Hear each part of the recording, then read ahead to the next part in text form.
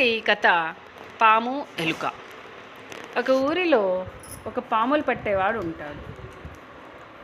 పాముల్ని ఆడించుకుంటూ బ్రతికేవాడు.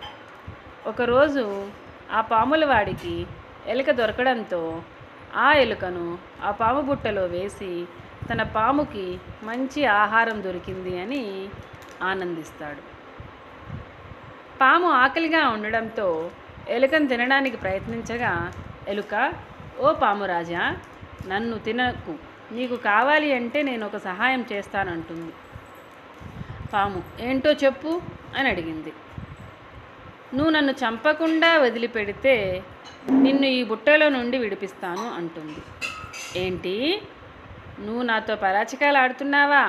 ఇంత పెద్ద పాముని నేనే వీడి చెరలో నుండి బయటపడలేకున్నా ఇంత చిన్నదానివి నువ్వు ఎలా నన్ను వీడి చెరలో నుండి కాపాడుతావు? నాకు ఆకలిగా ఉంది, కావున నిన్ను నేను తినేస్తాను అంటుంది.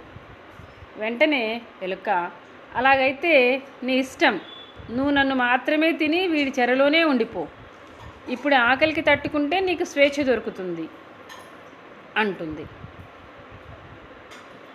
పాము కాసేపు ఆలోచించి, అవును నిజమే, నేను బయటపడితే ఏమైనా తినవచ్చు, కావున నన్ను ఇక్కడి నుండి విడిపించు అంటుంది. ఎలుక ఆ బుట్టకు కన్నం వేయడంతో ఇద్దరు ఆ బుట్టలో నుండి బయటపడతారు. ఎలుక వెంటనే ఒక చిన్న రంధ్రంలోకి వెళ్ళిపోతుంది.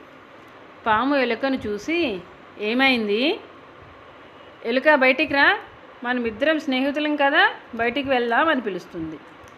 ఎలుక, ఏంటి, మనము స్నేహితులమా? అలా ఎప్పటికీ జరగదు. అప్పుడేదో నా ప్రాణాలు కాపాడుకోవడానికి అలా చేశాను, నువ్వు బయటపడ్డావు, ఇక్కడి నుండి వెళ్ళిపో అంటుంది.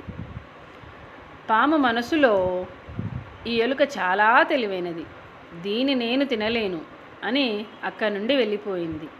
కావున స్నేహమైన శత్రుత్వమైన ఎల్లప్పుడూ సమానంగా ఉంటాయి.